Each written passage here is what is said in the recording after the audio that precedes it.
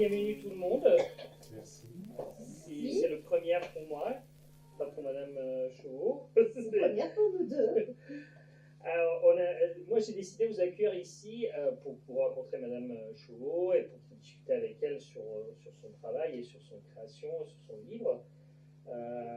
Parce que je déteste les librairies qui mettent l'auteur dans un coin et qui le laissent toute la journée tout seul à attendre que quelqu'un il se pointe et discute avec lui et demander éventuellement. J'ai envie que les gens profitent de soirées qui discutent principalement avec l'autrice qui est là avec nous ce soir. Et moi je me suis permis je vais me permettre à lui poser quelques questions plus ou moins difficiles. C'est un peu le quiz. Non, je rigole, on a déjà discuté. L'idée, c'est qu'on parle un peu de son livre et après, je vous laisser avec elle à échanger, à discuter, éventuellement demander une dédicace.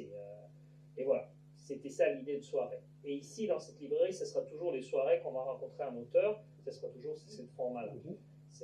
Et bien sûr, à la fin, on aura un petit verre, et deux même. Et trois pour certains, hein, Didier. Tu conduis pas ces soirs. Cela, il nous connaît parce qu'il nous a dit que chez vous, il y a de la bière. Bon, on va aller tout de suite dans le dur. Est-ce que vous pouvez vous présenter vous déjà? Voilà. Alors, moi, je m'appelle donc Laurence Logieste Chauveau. Donc, mon nom de famille, c'est Chauveau. Mon nom d'époux, c'est Logieste. Je suis née en 1963 à Amiens. Et j'ai été fonctionnaire pendant 42 ans donc dans l'administration et dans un métier administratif. Voilà. Donc ça, c'est mon parcours de vie. Je suis mariée donc et j'ai deux enfants. Un enfant qui est issu d'un premier mariage, le mien, et j'ai élevé le petit garçon de mon fils. Ils avaient 8 et 7 ans, donc on les a élevés ensemble. On a fait une belle famille recomposée. De votre époux, c'est ça. pas de votre fils. Oui. Pas de mon fils, pardon. Non, mais c'est l'émotion. On avait compris. Oui, c'est ça, de mon époux, pardon. Mais c'est marrant parce que c'est mon fils. Oui. Voilà. C'est ça. Donc, voilà, c'est une vie toute simple. Et depuis à la retraite. Et maintenant, pas encore. Bientôt. Premier avril. Bientôt. En principe, 1er avril. Et alors, Non, mais la réforme étant passée par là, je viens d'avoir 62 ans, 25. d'accord. Voilà, et la réforme étant passée par là, et bien, ah non, pas 65. Non, 62 ans et 9 mois, donc Oui, 1er janvier 2026. Et alors, quand est-ce qu'on écrit puisqu'on travaille encore? C'est une interview là. Ouais. C'est des formations professionnelles, c'est comme ça. Mais tu peux répondre, c'est des clients le roi. Oui. Donc c'est des clients, Alors. ce soir c'est pas des libraires. Quand est-ce qu'on écrit? J'ai commencé il y a longtemps à écrire, mais vraiment pour moi, des petites choses, des poèmes, des choses comme ça, que j'ai offertes à certaines occasions. Voilà. J'ai toujours aimé écrire, je crois que mes meilleurs souvenirs d'école, c'était le français, les langues étrangères, l'anglais surtout. Et en français, c'était les rédactions, les résumés de textes, voilà. Je pense que vraiment, c'est mes meilleurs souvenirs d'école. Je n'étais pas une grande scolaire, j'étais bonne élève, mais pas passionnée par l'école, en dehors du français. J'aimais lire. Et donc j'ai écrit, il y a 15-16 ans, j'ai commencé à écrire des petites choses. Et j'avais promis à ma maman d'écrire un petit peu son histoire. Mais c'était pas du tout, enfin j'imaginais pas que ça allait se traduire de cette manière-là. C'était quelque chose que j'avais imaginé très simple, une petite biographie sous forme peut-être de livret, avec des photos, des dates clés, puis peut-être un petit arbre généalogique en fait, pour qu'elle puisse se situer dans sa famille, parce qu'on ne travaillait pas sur la généalogie comme on fait aujourd'hui. Quelque chose que je voulais aussi transmettre à mes frères et sœurs, mes enfants, enfin, la famille. C'est quelque chose de très restreint. Voilà, et puis j'ai commencé à écrire, donc celui-ci, je l'ai commencé il y a 10 ans. avec des envies, et puis des doutes, et puis voilà, mais ça fait peut-être partie des questions que vous vouliez poser. Mais je laisse madame là, moi, si elle a plein de questions. Si vous ne m'arrêtez pas, moi je m'arrête pas. Bah, justement, on est plein dedans. Moi, c'est ce que je voulais poser comme question, c'est que moi, en lisant votre livre, j'ai trouvé ça hyper présente, cette forme de... Je sais que qu'on a discuté, que vous n'êtes pas très nostalgique, mais j'ai trouvé une forme de nostalgie et de douce mélancolie agréable, pas mélancolie triste, plombant et tout ça, qui est tout au long de cette livre. C'est-à-dire, on sent que vous avez une attache particulière avec mon maman, avec votre maman. Et moi, je voulais vous demander, c'est selon vous, la littérature, comment elle préserve les souvenirs et les surtout individuels et après plus collectifs, parce que quand même vous partez de toute une histoire qui porte votre mère depuis très longtemps et tout ça.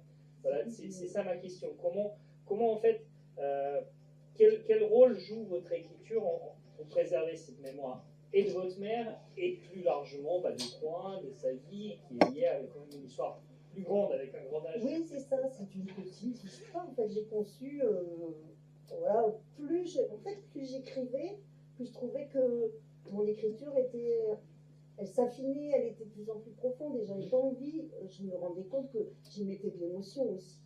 Parce que comme vous dites, j'ai un attachement fort à ma maman. Alors c'est vrai qu'on s'est jamais dit je t'aime parce que c'était pas cette génération-là. Mais c'était induit en fait. Elle me disait par exemple quand je partais de chez elle, c'était toujours jamais je ne suis partie de chez elle sans entendre fais attention à toi. Ça c'était sa phrase, fais attention à toi. Donc c'était une autre manière de dire je t'aime. Et donc plus j'écrivais, plus je sentais que j'y mettais du sentiment et que en fait, je ressentais beaucoup d'empathie. Enfin, je ne sais pas si c'est comme ça qu'on dit, mais je sentais que ce qu'elle avait traversé dans son cœur, dans son âme, les petits bonheurs, les grands malheurs, parce qu'elle en a vécu, et puis les espoirs, parfois déçus, et parfois concrétisés. Donc tout ça, ça s'est mis en place au fur et à mesure. Et donc pour répondre à votre question, comment la littérature, en fait, l'écrit, c'est ça que vous voulez dire, comment un récit de vie. Là, dans ce cas-là, c'est un récit de vie. Moi, j'avais appelé ça une biographie romancée. Une biographie vraiment très recherchée, mais romancée, tout en quand même m'attachant bien à la vraie histoire. Et donc, pour moi, en fait, le fait d'écrire, de donner un récit de vie, ça permet à ceux qui ont connu le personnage ou les personnages de se retrouver en eux, notamment pour les héritiers, les descendants, de retrouver, je pense, des traits de caractère, une éducation, le social, le mental, tout ce qu'on peut retrouver, le tempérament. Ça peut permettre aussi à un lecteur qui est hors famille de s'identifier à une personne, à un personnage, en se disant tiens, j'aurais bien aimé lui ressembler, j'aurais bien voulu vivre sa vie, ou à contrario, non, je pense que j'aurais pas voulu sa vie, ou jalouser, ou enfin voilà, ça peut. Je pense qu'on s'identifie toujours un outil, soit à ressembler, soit à ne pas vouloir justement ressembler. Oui, justement, selon vous, pourquoi les récits de ce type familiaux me touchent particulièrement? Parce que moi, j'étais touché justement par votre attachement à la famille, à l'histoire de famille, avec les côtés positifs, aussi les côtés tragiques et difficiles que nous vivons toujours. Bien sûr. Et selon vous, pourquoi on est aussi touché? Parce que c'est votre histoire, c'est pas le nôtre. Oui, tout à fait. Mais on reste touché par cette histoire. Peut-être parce que... Pardon? Non, allez-y. Peut-être parce que quand on écrit, on y met ses émotions, justement. Je pense que c'est surtout ça. C'est le fait de ne pas écrire des choses linéaires sans y mettre son cœur, quoi, tout simplement. C'est ça. Il n'y a pas de bon et mauvaise réponse. Vous avez un point. J'imagine que c'est ça. Enfin, voilà, je pense que c'est toucher le cœur du lecteur. Et moi, j'avais envie de savoir, est-ce que, et je sais que ce n'est pas le cas, on sait tous qu'on ne peut pas restituer fidèlement tout, parce que la mémoire est défaillante, on ne se souvient pas de tout. Mais à quel point votre histoire elle est fidèle à qu'est-ce que vous savez de votre mère, de son histoire et tout ça, parce que ça fait, je vous pose cette question pas pour vous titiller, je vous pose cette question parce que je trouvais ça très organique. J'ai pas trouvé ça faux. Oui. Ça veut dire que des fois on lit, on dit bon ok c'est un peu romancé, c'est un peu, mais en lisant votre livre on était vraiment dedans. Oui. Moi j'étais dedans. C'est vraiment une histoire vraie. Alors je sais pas, je pense que j'ai bien retenu tout ce qu'elle m'a dit parce que j'ai eu la chance d'en profiter longtemps de ma maman. Parce que il y a eu des accidents de vie, elle était très présente auprès de moi. J'ai eu un très grave accident de voiture, elle a passé plusieurs mois à la maison pour m'aider parce que j'avais un enfant qui travaillait, les 2 enfants. Donc, et c'est vraiment à ces occasions-là que on prenait vraiment le temps de sortir. C'était pas les albums à l'époque, c'était la boîte à photos Fabis, ça vous parle? Les boîtes en métal, là où on mettait tous les. Ça c'est vraiment les souvenirs d'enfance, tout ça qui sont remontés. Et après, je pense que son témoignage m'a vraiment beaucoup touchée et que j'ai vraiment bien retenu tout ce qu'elle m'a dit. Puis après, il y a certaines choses que j'ai notées quand même.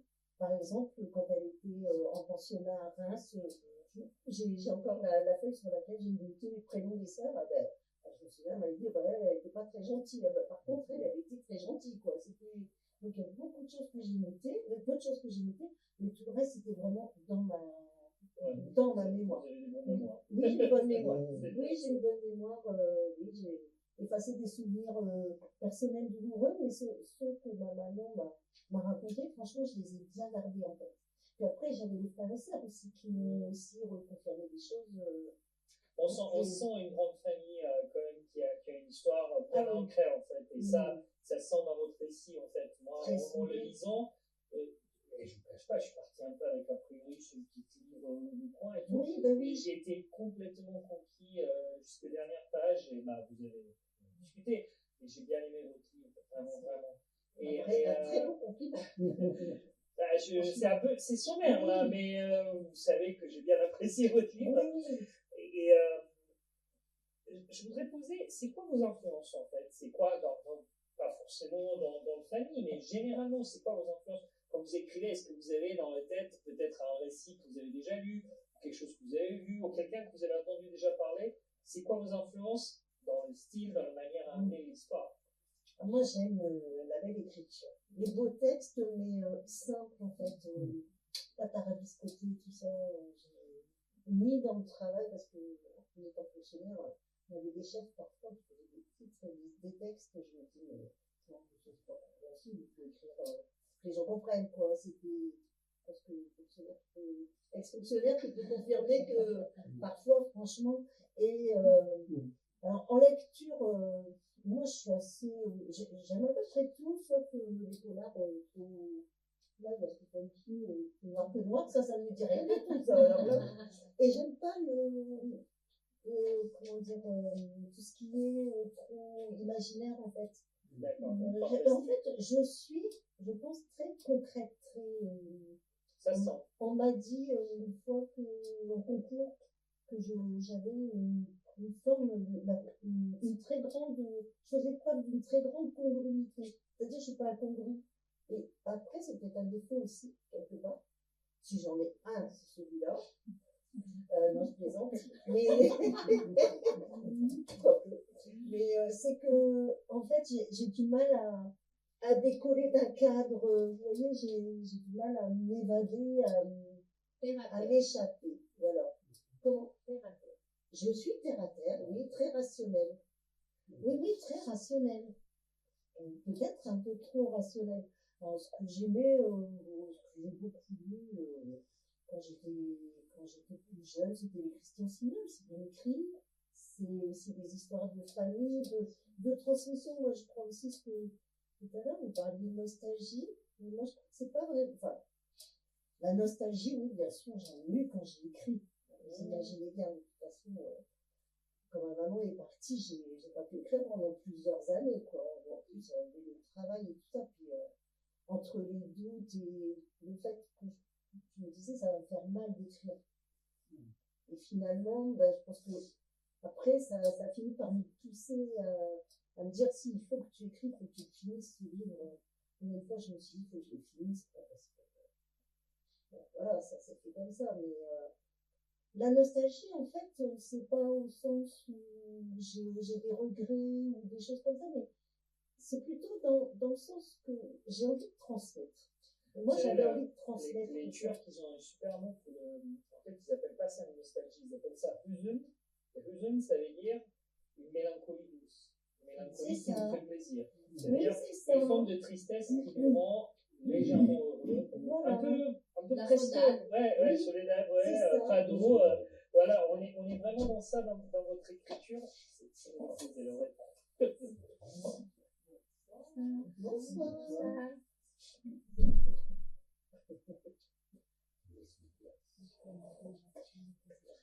Donc je pense que la nostalgie, non, c'était pas, vraiment c'est pas à pleurer, c'est pas des regrets, c'est juste oui, faire des retours en arrière et me dire oui, finalement c'était bien, mais alors j'en ai eu parfois, j'en ai eu souvent, mais jamais longtemps en fait. Je pense que ça m'a bien aidé aussi par où ça s'est passé.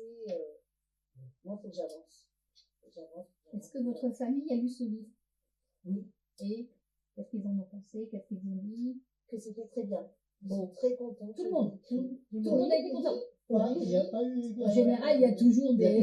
Alors, il y a un contre. Mes frères qui m'ont dit qu'ils avaient été surpris de lire leur histoire, mais qu'ils m'en ont pas fait de reproches. Non. Après, il n'y a pas de. Non, mais c'est pas une reproche, mais peut-être un.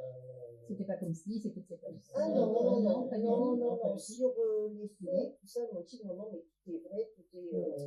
Non, c'est bien fini, ou ils l'ont lu pendant l'écriture? Alors, ils en ont lu une partie, moi, qui fait des allers-retours, parce que parfois, je disais même, bon, vous m'avez pas répondu. En vrai, c'est parce qu'on a oublié, mais non, mais vas-y, continue. Mais je voyais que c'est compliqué, hein, d'écrire, c'est compliqué, quoi. Ça paraît fluide comme ça, une fois que c'est fini, mais quand on est dedans, voilà, on a des doutes, tu dis, est-ce que ça sert à quelque chose? Et à la fin, ça libère. C'est ça, une fois qu'on l'a fait, on est content. C'est ça. Et puis, quand je suis relue, je me relisais, je me disais, mais ça c'est une histoire de famille, il n'y a pas de secret non plus, on est une famille unie, on est une famille, même si on a des affinités plus ou moins grandes avec les uns les autres, on a toujours plaisir à se voir, on se fait des messages tous les jours via les groupes, là, WhatsApp et tout ça, c'est un besoin. C'était votre premier livre? Oui. C'est votre premier livre? Oui. Il y en aura d'autres derrière? Oh, ça date de la retraite. Vous allez avoir le temps. Alors, il y en aura sûrement un. Alors, il y en a un qui est en préparation, mais ça va être très différent. Et j'ai déjà bien avancé dessus, moi, mais voilà, c'est la surprise. Puis oui, peut-être qu'il y en aura un autre, oui, sûrement, parce qu'on a envie aussi de réécrire, on a un peu envie de souffler aussi. Tout ça, ça nous emmène aussi, ça nous entraîne dans des choses qui sont un peu nouvelles et un peu stressantes.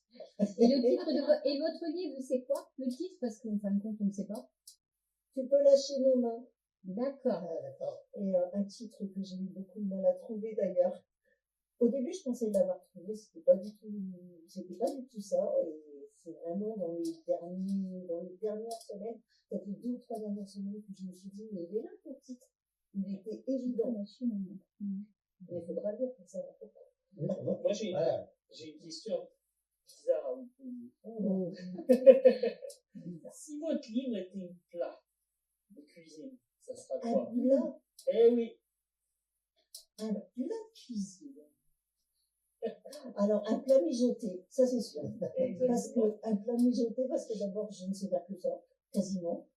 Et c'est ce qu'on apprenait auparavant. Hein. Allez, nos parents nous apprenaient à faire des plats mijotés. Avec la sauce faite par Odette, que je ne sais pas refaire. À mon grand désespoir. Mais oui, un plat mijoté, ça sans aucun doute. Encore une question piège. Quel est le pire critique que vous avez eu sur votre livre? Est-ce que vous avez mérité? La pire critique? Il n'y a pas. Vous êtes déjà. Vous pouvez faire un joker. Non, mais franchement, j'en ai pas eu. J'ai Eh pas ben, eu trop de, bien. j'ai pas eu de critiques. Et si vous Ah, vous mais après, ferez, je et les si, aurais si dit. vous ferez une critique à votre livre, vous direz Moi, je me dis que j'aurais pu encore peut-être l'enrichir avec des détails.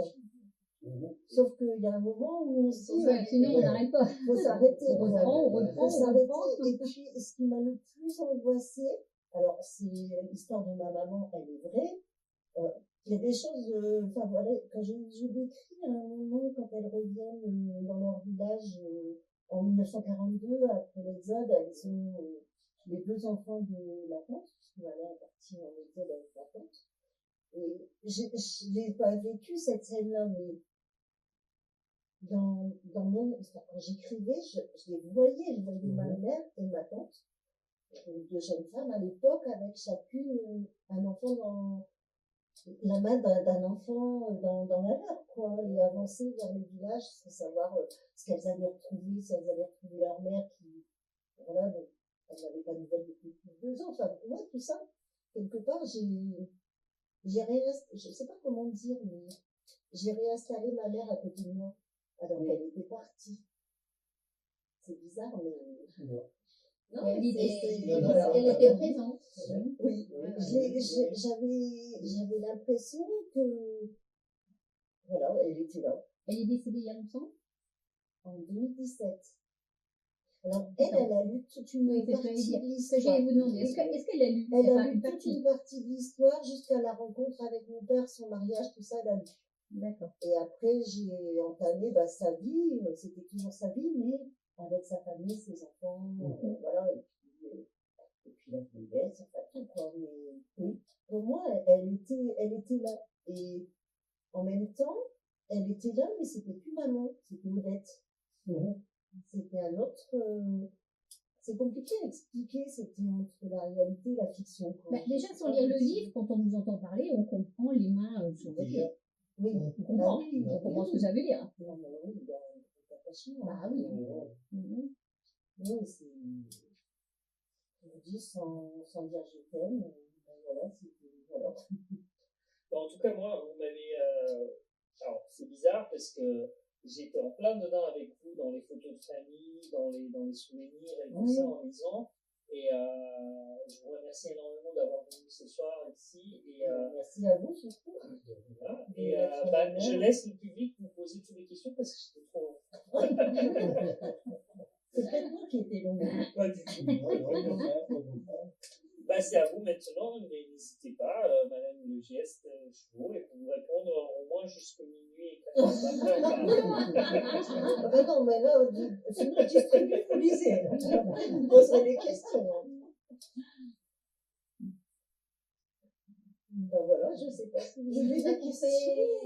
C'est vrai. Non, mais alors Didier, il a lu. Vous avez eu au téléphone. Oui. Et alors, vous l'avez lu. Dites-moi. Alors moi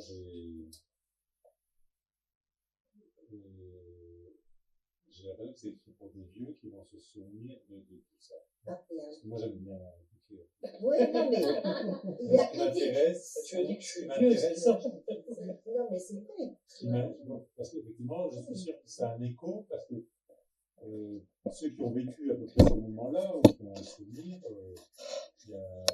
ça fait un fort écho, parce que c'est des choses qui sont vécues, c'est très personnel, mais en fait, ce sont des choses qui ont été vécues par beaucoup d'autres personnes. Et comme c'est écrit avec le cœur, forcément, ça se ressent, parce que ce n'est pas qu'un récit.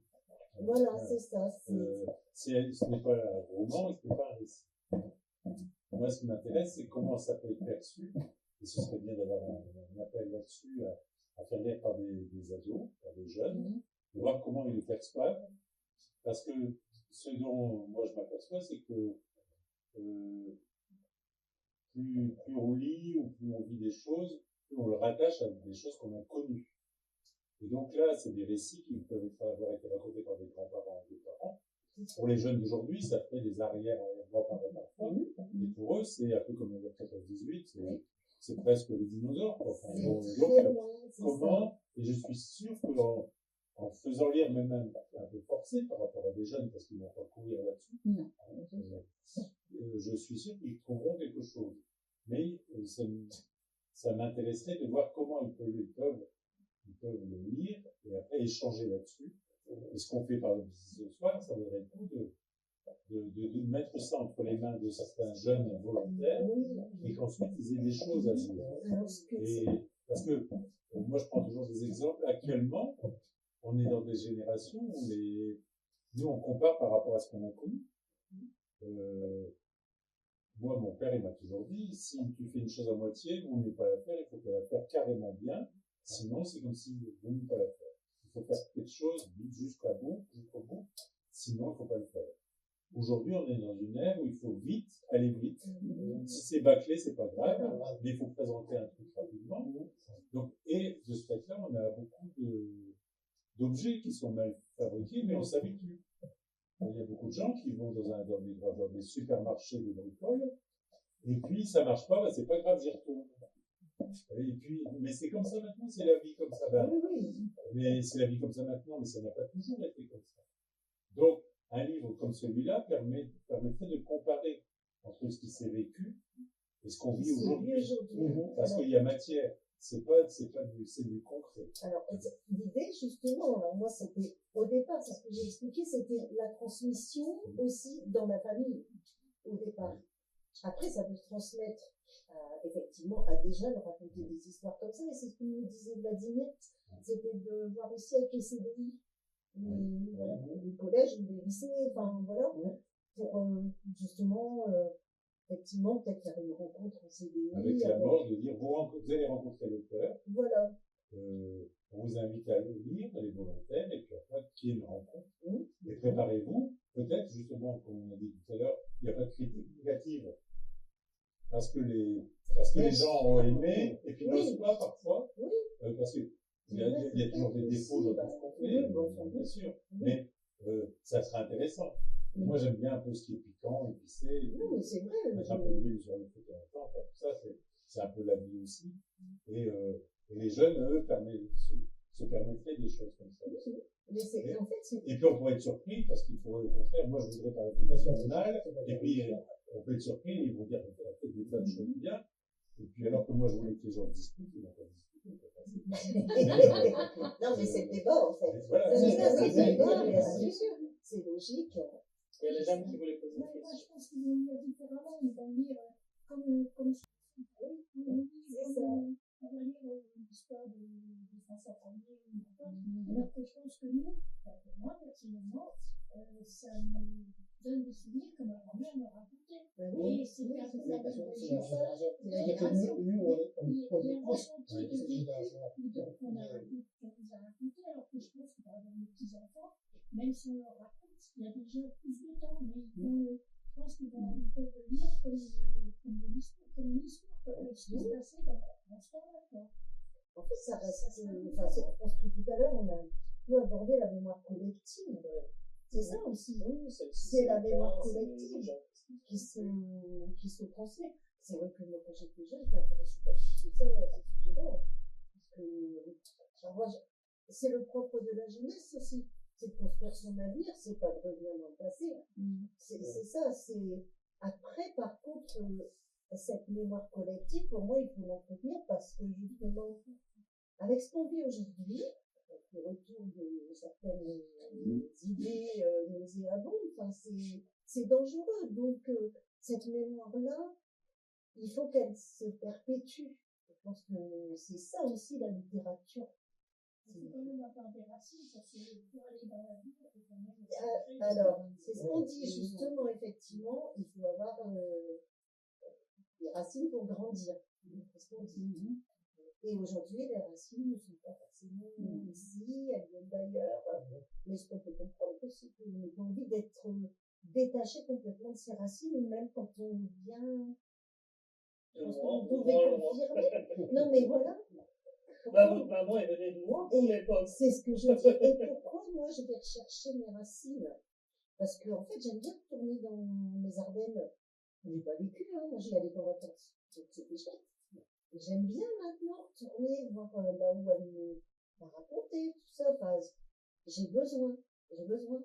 Donc je me dis, quelqu'un qui est complètement déraciné, qui vient d'un pays plus lointain, eh ben, il a bien le droit aussi de vouloir garder ses propres racines, de grandir, même si là, il a un petit peu de travers, de grandir quand même.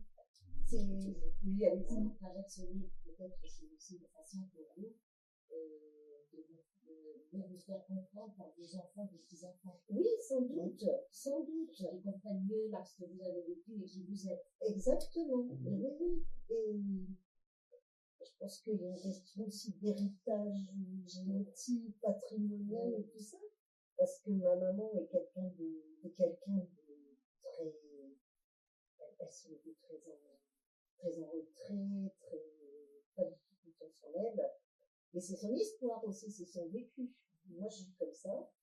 Moi, je suis là, mais vous ne le voyez pas, je sais cacher tout ça, et je suis comme ça, et mon fils est comme ça.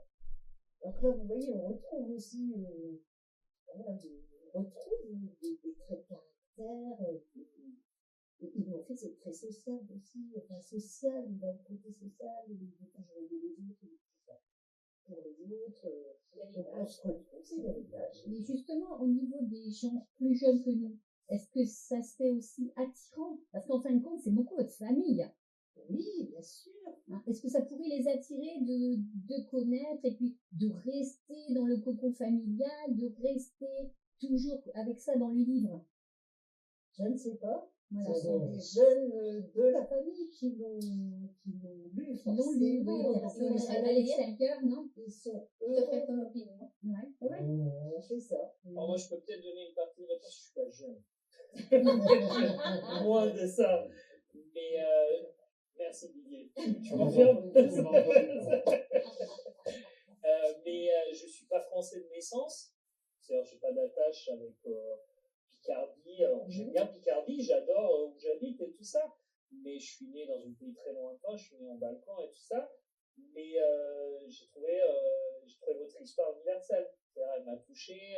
Et j'ai pensé à mes grands-parents, qui n'ont rien à voir avec vos grands-parents, votre mère, mais ça m'a fait penser à ma famille, ma grande-famille, à arrière-grand-famille. Et je me suis eu mon enfance, des passages à la ferme. C'est tout à fait différent. C'était dans les montagnes, c'est très reculé et tout ça. Mais votre récit m'avait réveillé ça, au moins, en fait, ces souvenirs-là. C'est d'où, quand on parlait de collectif, peut-être c'est ça aussi, c'est universel. Je pense que cette c'est petite mélancolie qui véhicule le passé, c'est comme ces tiroirs qui sont remplis de photos. Il y a plein de personnages qu'on fait. Moi, je ne me souviens pas de moitié de ces gens qui sont sur les photos. Et je me dis, mais c'est qui ces gens-là, en fait? Mais ils sont tous étés à un moment vivant, ils faisaient des fêtes, ils faisaient des enterrements, ils faisaient pas des plein de choses. Et c'est qu'est-ce que j'ai trouvé dans votre. Du coup, bon, c'est nouveau, j'ai pas 25 ans, j'ai double, mais. Je pense qu'il doit avoir un certain vécu quand même. Parce que, même le méthodologie que vous avez dit, écologien, je ne sais pas si en fait, comme nous, quand on était collégiens, on aimait lire voilà, ce qui concerne Robinson Crusoe. c'est ça, je pense qu'il n'était pas forcément destiné à la jeunesse d'aujourd'hui. Après, moi, je pense qu'il faut laisser les jeunes lire et commenter. Voilà, Ah oui, c'est on peut ça. pas parler à leur place. Non. Mais Didier, il est jeune, parce qu'il s'est déjà exprimé. Didier, il fait partie des jeunes. Là, c'est tout. Et les jeunes de votre famille ont des amis Je sais pas, j'avoue que j'ai pas posé la question, mais je vais demander. Alors après, moi j'ai des jeunes, ils sont pas jeunes parce que les enfants sont un peu vieux maintenant, mais ils sont plus jeunes, les familles sont quasiment de la quarantaine. Et j'ai des amis de mes enfants, donc génération des parents, qui ont aimé quoi. Qui m'ont dit, bah oui, c'est une belle famille. Alors aussi, ce qui fait, c'est l'histoire de l'unité familiale. Moi, j'ai une amie qui n'a pas ses parents, et elle me dit, ça fait écho à ma vie. C'est ce que je vous disais, quelque part, c'est s'identifier, même si on n'est pas construit de la même façon, on va dire, oui, c'est vous qui fait rêver, parce que on a cette chance aussi, hein, même dans notre propre famille, on a beaucoup de cousins, cousines, il n'y a que dans notre famille qui est cette unité-là. Après, je pense que nos parents nous ont élevés comme ça. Nous, il ne fallait pas regarder dans l'assiette du frère ou de la sœur s'il y avait un peu plus ou un peu moins. Voilà. C'était C'est l'éducation. C'est l'éducation. C'est l'éducation. Voilà. Donc, Et là, moi, je suis en train de lire un livre qui s'appelle Abolir la famille. Qui, c'est tout à fait facile. Merci Didier. C'est tout le contraire, mais j'en ai pas entendu parler. voilà. Donc, c'est intéressant de voir sous un autre angle. Là, c'est plus un plan flou. C'est plus en réaction par rapport à des situations politiques en disant, mais qui serait, enfin, en gros, c'est un peu le cas, parce que c'est par rapport à Margaret Thatcher qui avait dit un État social, ça va pas, c'est aux familles de s'occuper du social de leur famille, par exemple. Donc, c'est un livre qui se construit autour de réaction. C'est un livre un peu réactionnaire, du côté gauche, qui veut bouger, en disant la famille, justement, elle maintient des choses qui n'étaient pas forcément positives, elle fait croire, etc. Et donc, il y a des tas de choses derrière. Mais justement, ce livre-là permet de voir où on était la famille. Et donc, c'est l'inverse de ce que je suis juste en train de dire, parce que là, c'est un exemple de famille où on ne ment pas, où il y a du bonheur. Oui. Voilà. Donc, ça existe. La Mais parce qu'actuellement, on remet tout en cause aussi. Oui, bah oui, de toute façon, les modèles sont complètement. Parce que la famille actuellement est petite théorique. Oui. On voit quand même les jeunes qui sont génération, c'est plus comme notre génération qui travaille avant tout. On nous demande à pouvoir profiter du temps avec leurs enfants et tout. C'est sûr que c'est pas la famille grand-parent. Tu vois, la famille, en Picardie, les gens, si c'était des agriculteurs, ils étaient quand même tous dans le même secteur. Que maintenant, par les situations professionnelles actuelles, les gens sont moins proches. Bien sûr. Il y a beaucoup de gens qui partent à l'étranger, qui sont loin, qui sont loin, donc la famille a tendance à se restreindre. Mais moi, mon petit-fils, il a 16 ans, il a commencé à je ne sais pas si Les vannes, c'est absolument.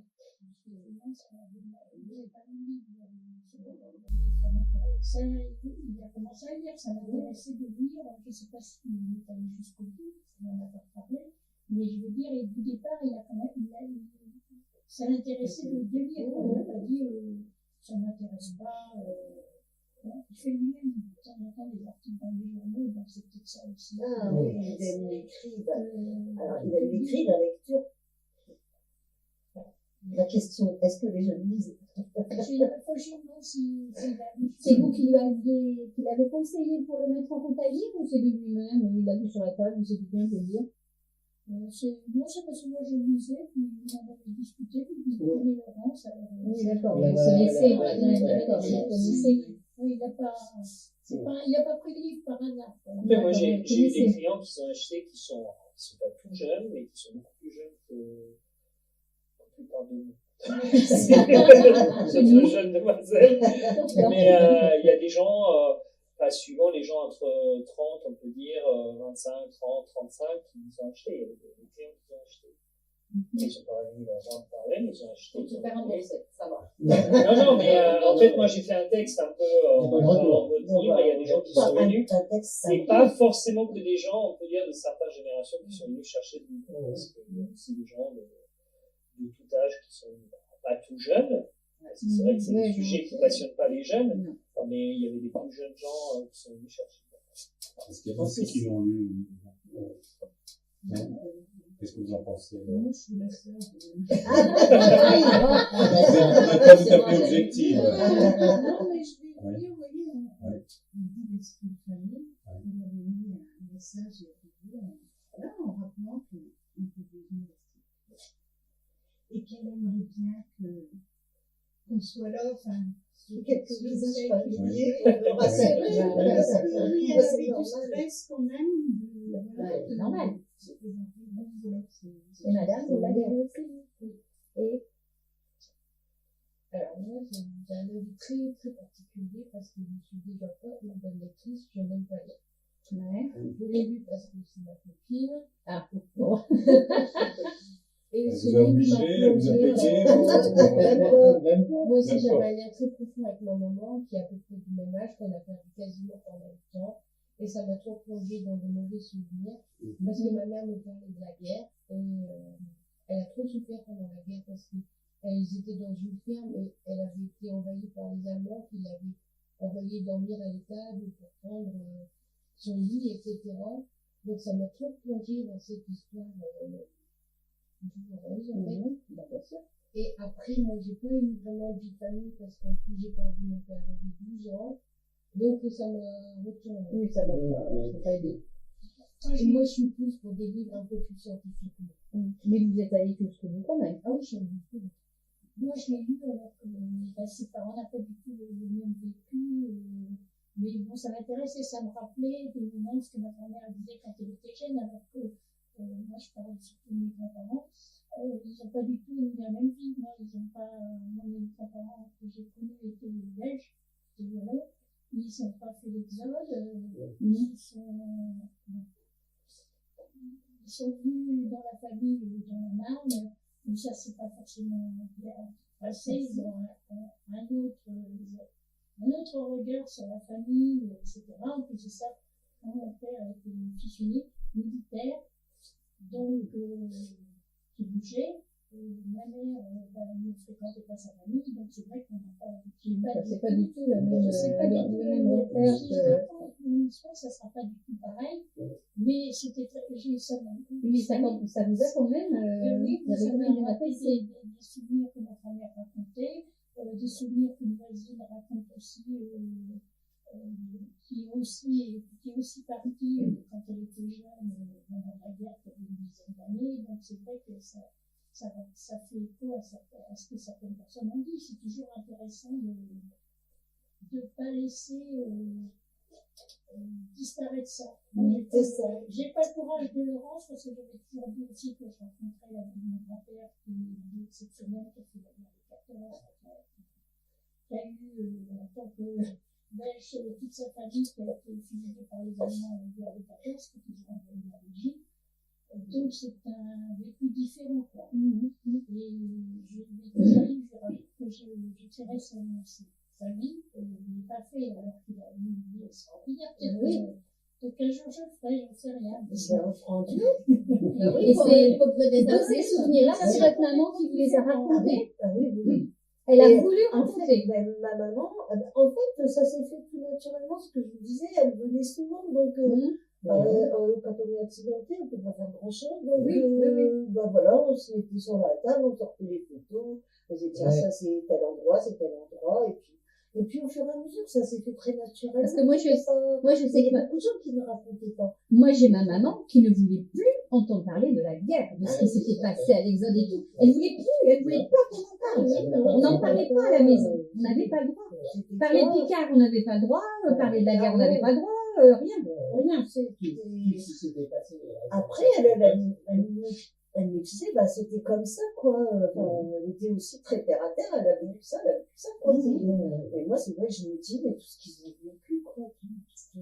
À part le moment où, justement, là, il y a eu l'occasion de l'accident qui a fait que ça a rapproché parce qu'il y avait du temps. Est-ce que s'il n'y avait pas eu ça, ça aurait été aussi profond comme partage? Sûrement pas. Donc, il y a eu une occasion. C'est ça. Il y a eu une occasion. Parce que ces accidents, malheureusement. Bon. Oui. Et puis, vous avez fait des accidents inconsciemment pour pouvoir parler avec votre mère. Comme ça, on va continuer la psychanalyse par rapport à ça. Mais c'est vrai que, après guerre, il y a beaucoup de choses qui se sont tues parce que la souffrance, on n'a pas envie de la remuer. On n'a pas envie de la remuer, et puis quand on en parle, on s'aperçoit que l'autre ne peut pas comprendre. Et puis donc ça fait parfois du mal de parler du mal, puisque on va parler, puis on va pas être entendu, on peut pas se mettre à la place de quelqu'un d'autre. Mais c'est aussi... mais après, ça soulage, mais si on a un professionnel à qui on va le dire, c'est son métier et il va savoir le traiter. Mais si on commence à dire à quelqu'un qu'on a souffert de telle manière, l'autre peut-être qui est en train de souffrir, il n'a pas envie d'écouter ça, ou bien il ne peut pas comprendre. Et donc, je crois que ça a bloqué beaucoup de paroles. Elle reconnaissait, d'ailleurs je le dis, je l'écris dans le livre, elle reconnaissait que ça avait été difficile, mais par rapport à d'autres, elle était bien consciente que voilà, ils ont été recueillis par des gens qui étaient très bien quand elles sont parties, avec les deux petits, ils avaient 2 et 4 ans, je crois. Elles ont eu la chance de tomber sur des gens qui étaient très très bien, peut-être pas comme ta maman, Carole. Enfin, voilà, il y a. La ferme, elle avait été réquisitionnée. Mais oui, c'est ça, voilà, je ne sais pas. Alors, moi, ce que je voulais aussi transmettre au travers de ça, c'est que des choses qui m'agacent, très calme comme ça, mais c'est pas vrai. Non, mais moi, quand j'entends, par exemple, je le mets ça, parce que les retards de train, j'entends des gens qui disent, on a passé 5 heures dans le train, on a vécu l'enfer. Non, ils savent pas, hein. Non, mais alors ça a le don de m'agacer. Et pourtant, je me dis, je suis pas nostalgique et je me dis pas, sans arrêt, c'était mieux avant. Surtout pas, moi je veux avancer justement. Oui. Parce que, C'est pas le même alors, affaire. comment? C'est pas le même affaire. Ben non, mais c'est ça, enfin, je pense que les mots ont un sens justement. Alors, peut-être que j'aime écrire et que j'aime lire, mais les mots ont un sens, il faut pas tout mélanger, quoi. Ça me paraît important aussi de rappeler ça. C'est ça aujourd'hui. C'est ça qu'aujourd'hui, c'est on est trop individuel. Ah bah, évidemment. Aujourd'hui, on ne fait plus attention si son voisin va bien. Ah, non. Et le train, peut-être que c'est à cause d'un suicide. Mais c'est ça. Mais qu'est-ce que lui, il a eu l'idée de venir se suicider aujourd'hui? Je suis en retard pour aller au boulot. C'est ça. Ah oui, non. Mais... Donc, bon, c'est. Je pense que, voilà, c'est ça aussi. Individualisme aujourd'hui, c'est le nombrilisme. Comme je veux, comme je veux, quand je veux. Et au maintenant. Oui, c'est des messages qui se transmettent aussi au travers, par exemple, des publicités. C'est ça, en fait, qui crée aussi ce sentiment-là qu'on fait comme on veut, quand on veut. Non, c'est pas ça. C'est pas ça la vie. Ça, par contre, moi, je l'ai appris à mes enfants. Et bah, ma petite fille, qui est super gentille, mais quand elle me disait quelque chose, je dis, tu sais, c'est pas tout de suite, c'est pas comme on veut, quand on veut. On attend.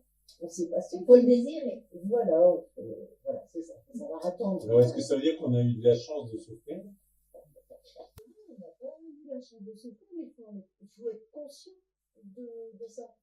Que l'on pourrait souffrir, oui. Je suis pas pessimiste de nature, c'est ce que j'allais dire. Alors, moi, quand on parle de guerre et tout, ça me traumatise. Et quand on nous dit, j'entends certains dire, oh, mais la guerre, ce sera plus comme avant, ce sera plus du tout pareil. Parce qu'on va plus. Parce qu'on va plus. Non, mais surtout, on va plus. On va mourir. Parce que dans les jeux, on meurt, mais on ressuscite. C'est ça. Ah non, mais moi, ça c'est ça le problème. Parce C'est que qu'on se rend pas compte de la réalité. En Ukraine ou ailleurs, en Ukraine, ils avaient une vie normale, hein, comme nous. Ils avaient leur maison, ils avaient des immeubles, ils avaient. Et on me dit encore, mais non, c'est des guerres, ça sera des guerres chirurgicales. Bah non, c'est la guerre. Non, mais donc, ça m'angoisse beaucoup. Ça m'angoisse beaucoup. Et là, le problème aujourd'hui, c'est que d'abord, on ne peut plus être résistant. Parce qu'il y a les drones. On a des chers voisins qui nous adorent. Et aujourd'hui, oui, il y aura peut-être moins de militaires tués parce que c'est les drones qui vont nous attaquer. C'est ça le problème. C'est que les civils, ils seront toujours touchés, mais qu'on va épargner des militaires. Mais par contre, il faut la bombe.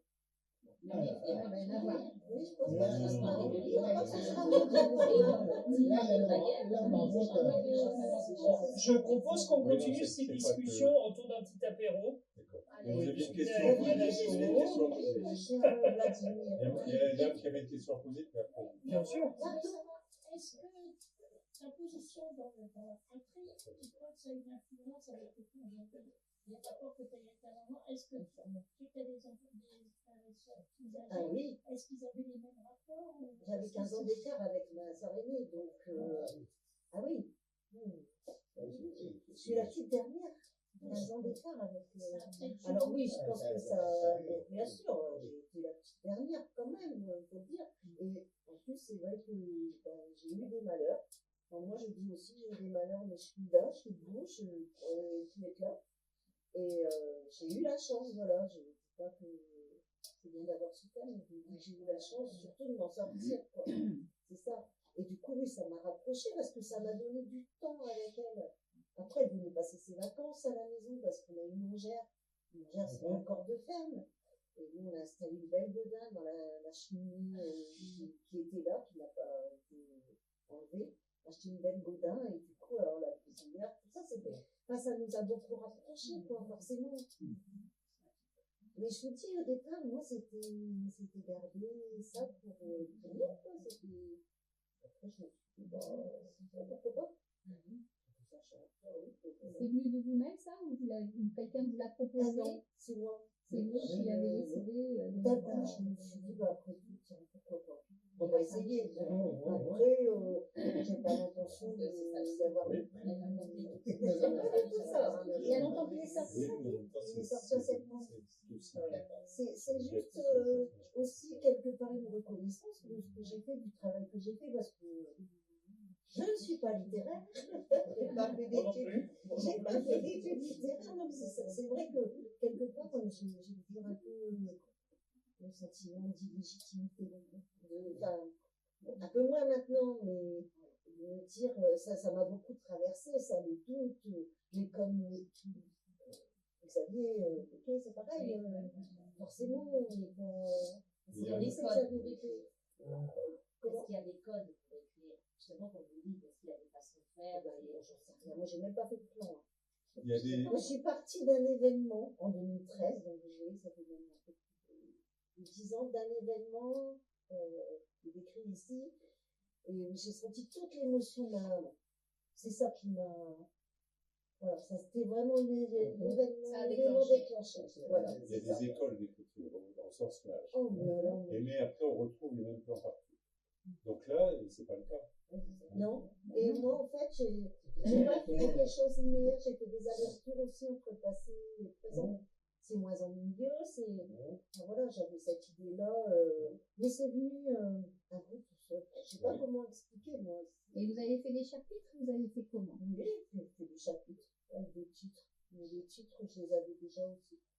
Je vais pas tout dire, hein. Et les angles aussi, c'est la place de la femme. Actuellement, on fait plein de livres sur la place de la femme, etc. Oui. Là, il y a la place de la femme, mais c'est pas écrit de façon revendicative. Non, Vous voyez, les femmes ont fait ça aussi, etc. C'est personnalisé, donc le personnage d'Odette qui prend de l'importance, mais c'est pas écrit de façon revendicative. Non, la femme aussi a fait quelque chose. C'est vraiment un témoignage sans militer. C'est pas militant, c'est du réel, du vécu. C'est ça. C'est honnête en fait, c'est vraiment un récit très honnête, on le sent en fait en lisant, on est dedans, et moi c'est ça que j'ai toujours ressenti en le lisant, c'est que j'ai été emporté, c'est ça qui est le plus important. Bon, en tout cas, je tiens à vous remercier d'avoir le courage à affronter cette foule. Didier aussi. Vous avez fait partie des jeunes qui a toujours des questions un peu révolutionnaires, n'est-ce pas? C'est bien de réfléchir justement sur... Mais c'est vrai que c'est plus difficile à parler d'un petit groupe où on voit tout le monde avec les réactions. À la rigueur, ce serait plus simple dans une grande salle, parce que nous, on a ça quand il y a des concerts, par exemple, les musiciens, c'est beaucoup plus difficile de voir un petit groupe. Quand c'est une grande scène, on ne voit pas les gens. Alors on y va, on se lance et tout ça. De voir un petit groupe comme ça, c'est pas simple. C'est pour ça que moi j'en ai rajouté. En tout cas, je vous invite à continuer les discussions. Moi, je vais installer un petit apéro et à se trouver sur le stand, bien sûr, parce qu'il y a les dédicaces, il y a tout ce qui va avec. Et moi, je vais commencer à servir un petit apéro à tout le monde. Je vais vous aider.